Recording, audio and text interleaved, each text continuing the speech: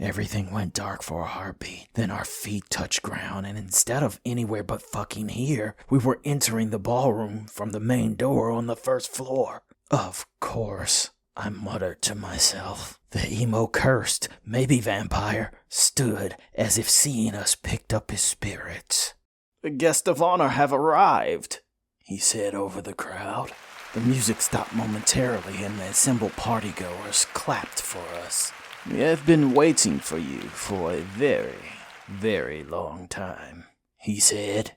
"Perhaps a dance before the challenger arrives," said the long-nailed weirdo. "Why are we the guest of honor?" asked Harlii. "Because you finally come after all this time." "Okay, we don't get shit." I wouldn't say that. One of you may get to keep your souls. That is something to be happy about," said emo Eric Northman. I didn't outwardly panic, nor did Harlii, but inwardly my stomach did backflips. We were encircled by a mob of people along with some know-it-all master of evil dude that had quote-unquote plans for us both. We had to keep our shit together if we had any real chance of surviving this. "What are the stakes?" I asked. "Don't you worry about that. None of it is in your control anymore. Enjoy your lives while you still have them," he said as he clapped and started the music back up. The partygoers wound up like dancers in a snowblow, tuned to the timing of a metronome. Yes, dance," said Count Moriarty, flicking his hands in a pretentious-ass go-play sort of wave. I looked to Harlii and smiled, then awkwardly shrugged my shoulders. "Just do it if you're doing it," she said. "I'm not the fucking elephant man, Harlii, damn," I said in a what-the-fuck sort of way. "Sorry, just let's do it," said Harlii in a less, "oh, you're sticking me with this asshole" sort of way. I put one hand on her shoulder and the other in the small of her back, the same as I watched the others do, because I had no clue what I was actually doing. After the first few spins, I felt as if I understood the timing well enough, and we mixed into the crowd attempting to swing in and dance away from Count Dracula. "So, do you have any ideas?" I asked Harlii, because at the moment, I didn't. All my plans consisted of running and hoping for the best, and my last-ditch, all or fuck it idea was just come at that asshole with a knife. "No, I don't have anything yet. I think we just keep going along with it until we see an opening," said Harlii as we twirled on the dance floor. "This is hell what we're doing now," I said sarcastically. Harlii smiled. She knew and I knew she didn't hate it. After a few seconds of silence, we had almost forgotten we were in dire straits. We both were entranced by the music. That wasn't until we noticed the crowd changing in ever so subtle ways. With each rotation we spun on the floor, the more out of place the people became. One man's nose went away. It was there, then it was not. Another woman's eyes lost their color and drained from a warm glowing brown to a pale and listless white. We spun again and we could see glimpses of the wall through the crowd as if they were only semi-real projections. Some of the people became skeletal, others looked as if they had been dead and decayed. Some ranged from a few days, others for years dried out and lifeless. We tried to steer clear of them, but the floor seemed to tighten, and when they brushed against us, there was no warmth, no life, no physical presence either. When we spun, there was a ghostly white skeletal figure sitting on the adjacent throne. The only color he had was the red glow of his eyes in empty sockets. His cloak was flowing like one might think of death, but he had on a spectral suit under his cloak and a pristine top hat on his head. He leaned in on his throne, though it was unclear how he managed to stay in it being transparent. "Do you want to go first, Lucius?" said the ghostly apparition to the emo vampire dude, who I guess was called Lucius. "No, you are a guest in my home, Sir Moiety," said Lucius. I snickered at a figure so imposing having such a stupid-ass name. Harlii shook her head sternly as if to tell me to cut that shit out. "This one isn't wearing a crown," said Sir Morty. "Surely he doesn't need a crown to identify him as a piece," said Lucius. The ghostly white figure swayed gently and silently for a moment in deep contemplation. "I suppose I can adjust." "Set the board," said Lucius. The ghostly specters all stepped away and moved to the wall, all knowing their roles and becoming spectators, while we became even more the center of attention, standing alone in what we now could clearly see was a checkered pattern on the floor. "Come," said Lucius to us as he guided us to stand on very specific squares very close to his throne. As we stood in the designated location, spectral figures appeared in the other squares, embodying the aspect of pieces on a chessboard. "So when the game ends, what happens? We die?" asked Harlii to Lucius. "Yes," he said without any pause. "Fuck that then," I said. I attempted to take a step out of my square. I pressed up against an invisible wall. "As I said, you no longer have any agency. Do be quiet. You don't want him to win and take your soul," Lucius said to us both. I looked straight ahead at the elaborate spectral people, unsure if they were once real and damned to play this game on and on throughout death, or were just projections manifested to fulfill their purpose, then spirited away when they were no longer useful. Lucius was right about one thing. I didn't see any way to affect the outcome of this game, and I didn't know what exactly happened at its conclusion. Lucius commanded pieces to move, and it opened with a short man wearing the headgear of a pawn stepping forward.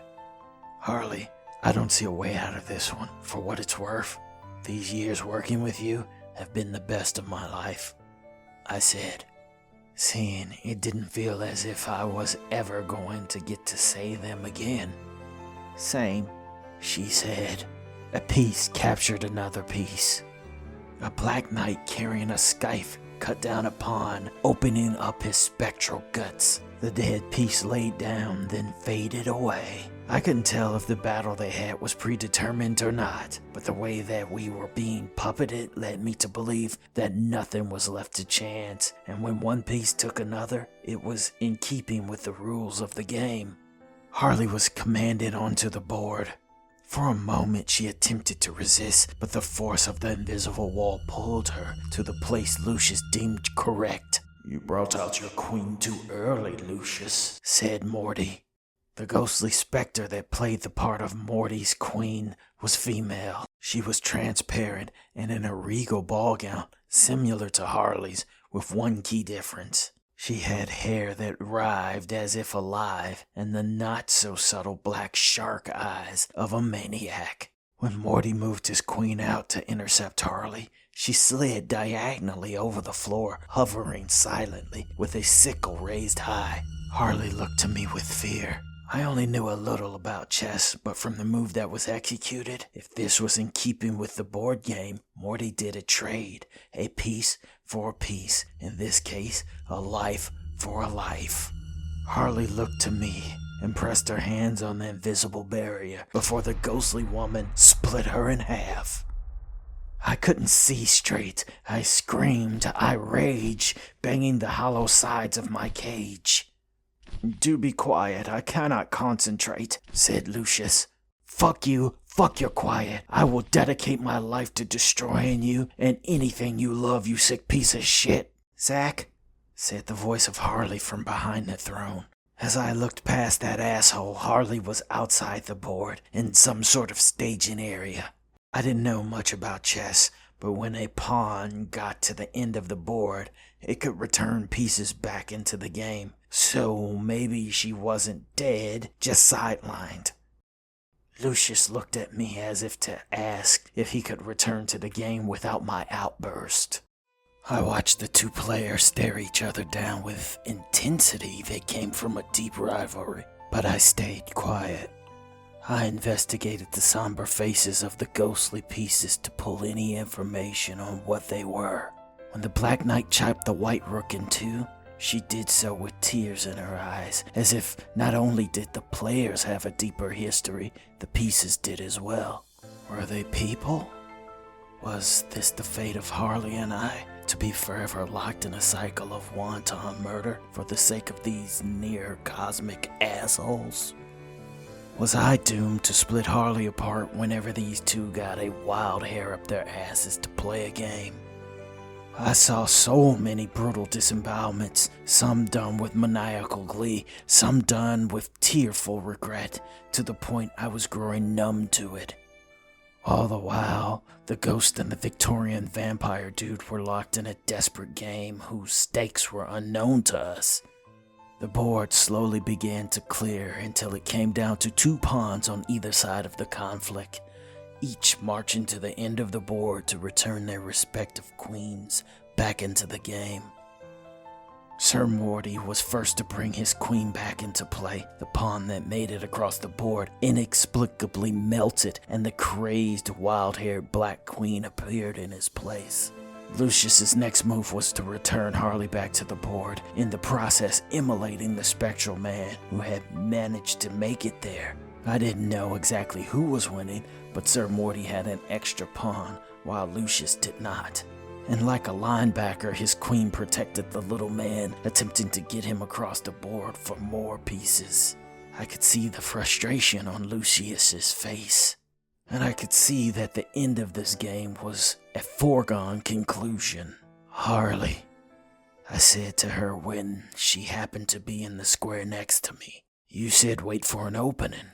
I think I'm gonna have to make my own." I teared up, and when I did, Harlii started to feel as if she knew what I might try. She reached her hand to me and I to her, though the invisible force stopped us from touching. "Zach," she started to say, but I didn't give her time to finish. I couldn't.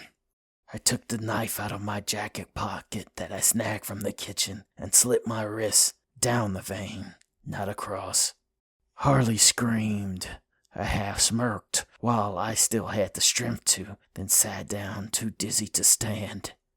If we both were going to die, or our souls were going to get taken, what would happen if the game didn't finish? I leaned over weakly, going in and out of consciousness. "Oh, this will never do," said Lucius. "You just didn't want me to win, I see," said Morty. "I assure you, it was not my intent. The mystical force that moved us attempted to finish the game. It pulled me in pools of my own blood. I slid on the board, making trails of red. My eyes opened and closed, seeing the pieces move to corner me, to end it all before I died. As Sir Morty moved in for checkmate, I mustered up just enough strength to flip his ass off as my eyes closed for good. After what felt like forever in the nothing-filled void of darkness, I felt my lungs moving. I felt my heart beating. I felt lips on my lips. Harlii breathed life into my mouth. I spit water, but I stayed still, lifeless. I heard Harlii crying. She leaned in again, and when she put her lips to mine, I grabbed the back of her neck and let it linger. We kissed long and hard, and when we pulled away, it was not the same between us. Neither of us could deny the depths we would go for each other, and all it took was a psycho to put us in a death trap to do it. I was still holding the brooch in my left hand and tossed it like it was hot. "Did you see?" I pleaded. "I did." Harlii kissed me again. "I saw." And yada yada yada. We got married in Vegas the next night.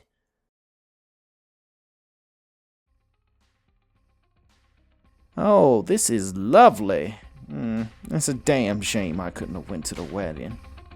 "Yeah, it be like that sometimes, and I ain't had too many weddings myself, but I've had a lot of funerals for husbands."